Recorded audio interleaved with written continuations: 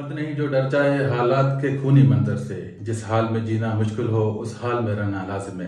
अस्सलाम वालेकुम तमाम देखने वालों को वेलकम बलिकार खुशामदीद once again voice of professional एक यूनिक कैरियर काउंसलिंग चैनल में।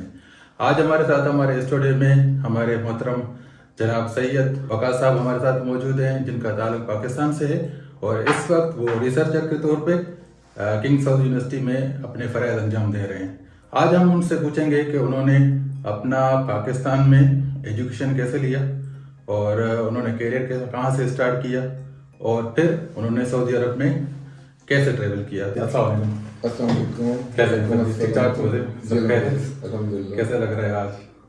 अच्छा लग रहा है, आपसे मिलकर हमेशा अच्छा लगता है। Thank you so much.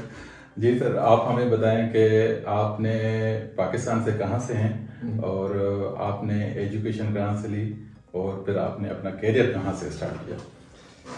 मैं पाकिस्तान में लाहौर से हूँ, तो वहीं से मैंने ग्रेजुएशन किया, मास्टर्स किया कंप्यूटर साइंसेज में, और वहीं पे एक सॉफ्टवेयर कंपनी थी एक यूएस बेस्ड, तो लाहौर में वहीं पे कुछ साल काम किया। उसके बाद ये कि 2008 से यहाँ पे सऊदी अरब में किंग साउथ यूनिवर्सिटी में हूँ, यहाँ पे जॉब कर रहा हूँ। अच्छा, तो आपकी मोटिवेशन क्या थी सऊदी अरब में आने के लिए? सऊदी अरब में आने के लिए सबसे बड़ी जो मोटिवेशन थी, मैंने यूएस के लिए हो रही थी, मेरी कोशिश कर रहा था मैं जाने के लिए। तो मैंने अपनी वालदा को बताया कि माँ मैं यूएस जाना चाहता हूँ, मुझे उधर से ऑफर है।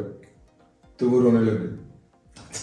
मैंने कहा रोने की क्या बात है, अभी कोई मेरा वीजा भी लग गया, मेरी फ्लाइट डी है आज शाम को। उन्होंने कहा नहीं बेटा तुम मत जाओ। मैंने कहा क्यों, इसमें लोग तो तरसते हैं, हमें एक अपॉर्चुनिटी मिल रही है। तो मैंने कहा नहीं बेटा, मैंने बड़े लोगों को देखा, वो जाते हैं, वो बेचारे वो अपने कोई अजीज बहुत हो जाए, कोई खुशी हो गमी हो, आ ही नहीं पाते, दूर है किया। तो मैंने कहा अच्छा ठीक है, मैं नहीं जाता। तो उसके बाद इत्तेफाक से यहाँ पे सऊदी अरब में जब आई तो मैंने कहा अम्मा मुझे सऊदी अरब से एक ऑफर है। तो उन्होंने कहा ये तो बड़ी अच्छी बात है, अल्लाह के घर के पास। तो सबसे बड़ी वो अम्मी ने कहा कि ठीक है, तो बस यहाँ पे हो गए। तो यहाँ पर आप कब से हैं और आपने कौन कौन सी कंपनियां ज्वाइन की हैं या फिर एक ही कंपनी में रहे हैं आप? यहाँ पे सऊदी अरब में मैं 2008 से हूँ। तो पहले कुछ साल 4-5 साल मैंने जॉब की, उसमें RTIC एक रियाद टेक्नोलॉजी इंक्यूबेशन सेंटर था। It was the first incubation centre in King Saud University in RTV, Riyadh Techno Valley Science Park था। तो उसके बाद से मैं हूँ इंटरनेशनल रिलेशंस डिपार्टमेंट में। Actually I love my job. तो मेरे लिए जब when you love what you are doing then you don't think of moving anywhere else. तो मेरे लिए यही है कि मुझे अच्छा लगता है। आपके ये एक तो रिसर्चर के तौर पे आप काम कर रहे हैं, इसके साथ साथ आप स्पीकर भी हैं, इसके साथ साथ आप स्पीच भी करते हैं जी। आप कैरियर काउंसलिंग कुछ हद तक आप भी करते हैं जी। तो ये आपको शौक कहाँ से आया और इसके लिए आपको किसने मोटिवेट किया? Basically I am an introvert, मतलब I used to be somebody who did not have the courage to ask someone कि टाइम क्या हुआ है। मैं इस तरह का हूँ कि इतना मैं वो शर्मीला था और इतना मतलब वो कॉन्फिडेंस की कमी थी मेरे अंदर, क्या मुझसे कुछ भी काम कर देंगे ऑफिस में बैठ के मैं कर लूंगा। आप ना इस बंदे से जाके ये बात कर लो, तो मेरे हाथ पांव कांपने लग जाते थे, पसीना आने लग जाता था। तो मेरा कई दफा मजाक उड़ाते थे मेरे कजन, कहते थे यार देखो इससे कहोगे इससे टाइम कुछ कराए। मेरे बॉस हैं शॉर्ट में मुझे कहते हैं ये ट्रेनिंग सेंटर है, यहाँ पे ना लीडरशिप और कम्युनिकेशन की ट्रेनिंग होती है। शायद एक दफा मैं चला गया, बॉस को होता है नया मतलब यहाँ पे आए, बॉस को ना नहीं कर सकते तो चले गए। तो वो मीटिंग अटेंड की जो बड़ी मुश्किल से वो 2 घंटे खत्म हुए, तो अल्लाह का शुक्र किया अल्हम्दुलिल्लाह। तो अगले हफ्ते उन्होंने कहा आज फिर जाना। मैंने देखा, मैं सर आज नहीं, मैंने मुझे माफ कर। उन्होंने कहा यार अच्छा है, ये तुम्हारे अंदर वो बड़ा कॉन्फिडेंस आएगा, ये आएगा। मैं बहुत कॉन्फिडेंस है मेरे अंदर, मैं जो काम मेरे जॉब है ना वो मैं करता हूँ। खैर उसके बाद 5-6 माह गुजर गए, मैं नहीं गया। फिर एक दिन उन्होंने मुझे कहा चलो, तो मैं चला गया। तो वहां पे मुझे 1-2 दोस्त मिले ऐसे कि उन्होंने मेरा जो खौफ था कि जो पब्लिक स्पीकिंग का, जो कम्युनिकेशन का, उसको दूर किया। वो हमने बात करनी शुरू की, फिर वो स्पीच देनी शुरू की। फिर मुझे पता चला कि मेरे अल्लाह ताला ने हम सब में बड़ा पोटेंशियल दिया हुआ है, लेकिन कई दफा हम उसको रियलाइज नहीं कर पाते, उसको अनलीश नहीं कर पाते। फिर जब वो स्टार्ट हुआ तो उसके बाद अल्हम्दुलिल्लाह अब आप मुझसे किसी से भी कहेंगे ना कि टाइम पूछ के आओ, मैं 1 मिनट में पूछ के आया। Communication is the key. Everybody who can speak, everybody who wants to move forward, who wants to achieve something, please अपनी कम्युनिकेशन पे काम करें जरूर। ये एक ऐसा टूल है, आपकी इंजीनियरिंग, आपकी डिग्री, आपका सब कुछ आपके पास है, अगर आपके पास कम्युनिकेशन स्किल्स नहीं है, यू आर जीरो। सीवी के हवाले से आप क्या कहना चाहेंगे? मेरे छोटे भाई मुझे कहते हैं कि मेरे लिए ना कोई जॉब अगर आप अरेंज कर दें, तो मैं कहता मैंने कई जगह पे अप्लाई किया, मुझे कोई जॉब नहीं मिल रही। फिर उसने मुझे सीवी भेजा, उसके साथ मैंने कहा कवर लेटर भी दो। वो मैंने पहला पैराग्राफ पढ़ा, उसमें 5-6 गलतियां, ग्रामेटिकल गलतियां। तो मैंने कहा यार ये तो इतना है कि कोई उसको 1 लाइन पढ़ेगा यूं फेंक देगा। मैंने कहा उसको ठीक किया, 5-6 मिनट लगे, मैंने थोड़ा सा उसको रिवाइज किया ठीक करके। मैंने कहा बेटा इसमें काफी गलतियां थी कवर लेटर में, और ये सीवी था, सीवी में आपने 6 कलर का वो सीवी बनाया हुआ, उसमें 4 किस्म के फॉन्ट यूज किए हुए कि अपनी तरफ से वो। मैंने नहीं बेटा, सिंपलिसिटी, प्रोफेशनलिज्म क्या है कि आप जब किसी जॉब के लिए अच्छी अप्लाई करें, आपको सिंपल, मैंने कहा एक फॉन्ट होगा, सिर्फ एक कलर होगा, ब्लैक एंड व्हाइट, एक कलर होगा। हाँ, ये कि कुछ चीजों को आप बोल्ड कर दें, कुछ को इटैलिक कर दें, वो एक अलग बात है। फिर मैंने उसका सीवी को थोड़ा सा वो उसकी नोक पलक वो ठीक की, सही। उसके बाद मुझे वो 2 हफ्ते बाद मुझे कहते कि भाई मुझे जॉब मिल गई है। तो मैंने कहा मुबारक हो, आप अल्लाह ताला आपको और तरक्कियां दे। मैंने सिर्फ उसको थोड़ा सा जिसे कहते हैं ना कि ठीक किया। तो ये वही आपकी बात कि सीवी राइटिंग, वो कवर लेटर राइटिंग, ये छोटी सी चीज है लेकिन it can make huge difference. Actually आपका जो पहला स्टेप है ना, वो सीवी है किसी कंपनी में जाने के लिए। बिल्कुल सही। Your ID card, that is your ID card. आप अपने आप को प्रेजेंट करें, company will see you how you are presenting yourself. Absolutely. अगर आप अपने आप को प्रेजेंट सही नहीं कर पाते तो why should they just hire you?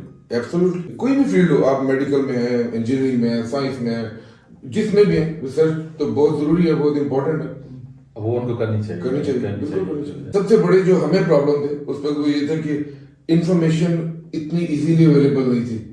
अब आपको कोई भी टॉपिक है, कोई भी आपको लेक्चर चाहिए, आप यूट्यूब पे जाएं, आप टेड पे जाएं, आपको ऑक्सफोर्ड के, आपको स्टैनफोर्ड के, आपको हार्वर्ड के उनके लेक्चर्स मिल जाएंगे फ्री। अब तो वो दौर है कि आपको सिर्फ क्या चाहिए कि आपको डिजायर चाहिए, वो आपके अंदर आग चाहिए। If you have that burning desire, everything is there for you.